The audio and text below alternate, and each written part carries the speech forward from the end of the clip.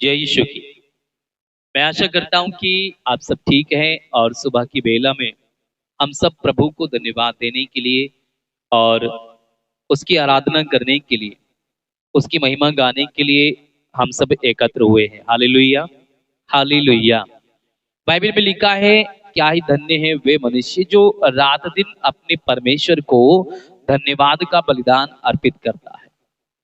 अरे हम तो परमेश्वर को धन्यवाद देते हैं इसलिए कि उसने हमें जिंदा रखा है, उसने हमारे पाप और अपराधों को क्षमा किया है।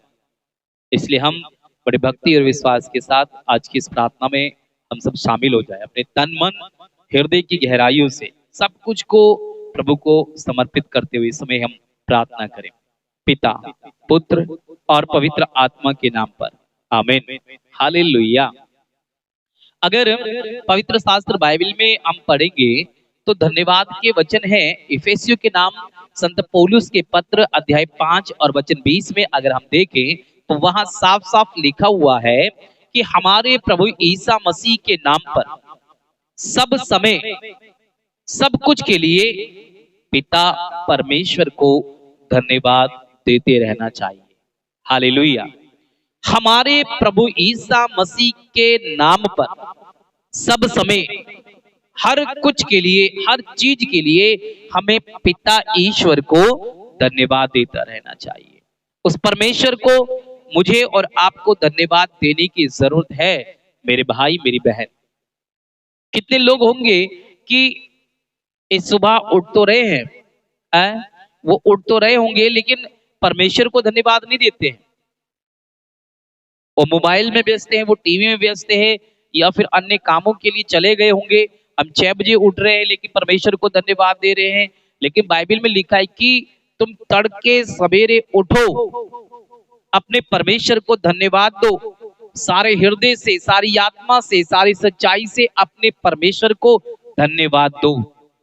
हालेलुया। जो प्रभु का वचन बोलता है कि जो मुझे धन्यवाद का बलिदान चढ़ाता है वह मेरा सम्मान करता है।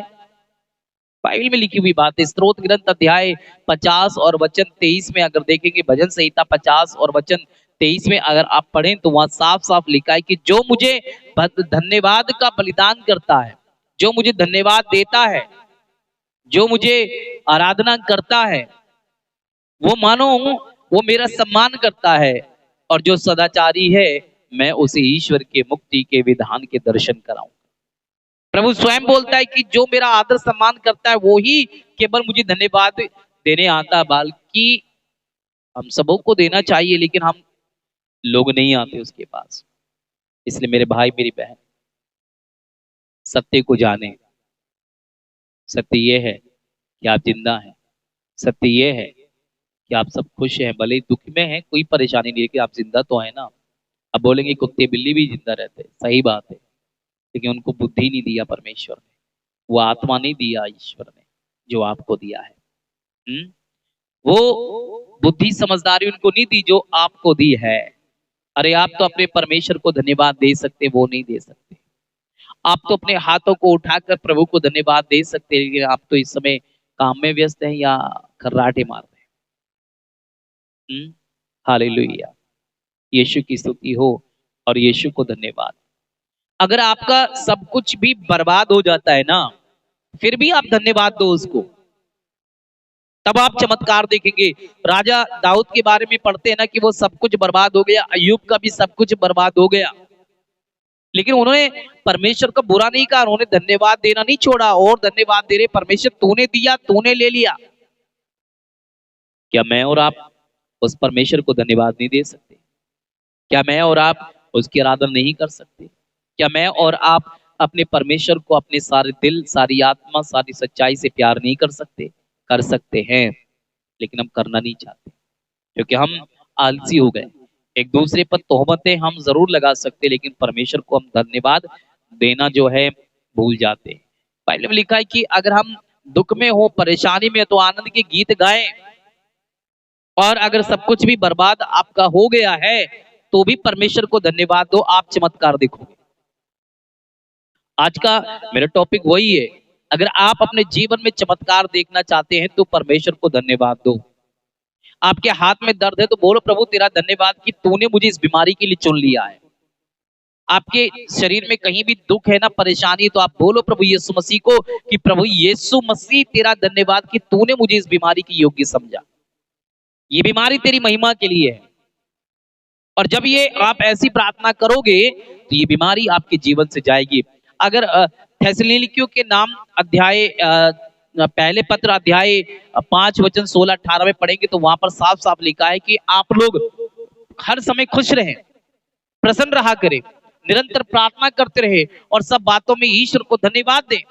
हम पानी पी रहे हैं तब परमेश्वर को धन्यवाद दो, सांसें ले रहे हैं तो धन्यवाद दो, चारपाई से उठ रहे हो तो धन्यवाद दो, झाड़ू लगा रहे हो तो धन्यवाद दो, अरे नहा रहे हो तो धन्यवाद दो।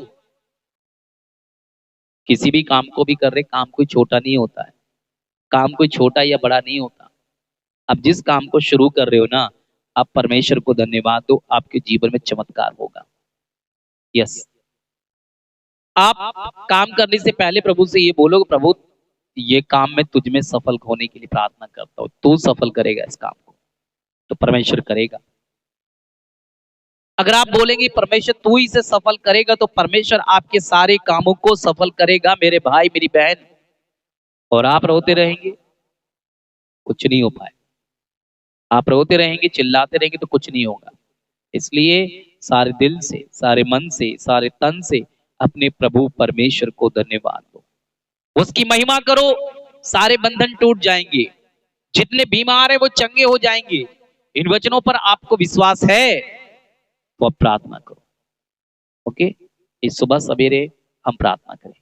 आइए इस समय हम अपनी आंखों को बंद करें, सर झुका लें, हाथों को जोड़ लें, हमारी सोच हमारे विचार सब यीशु को चढ़ा दें।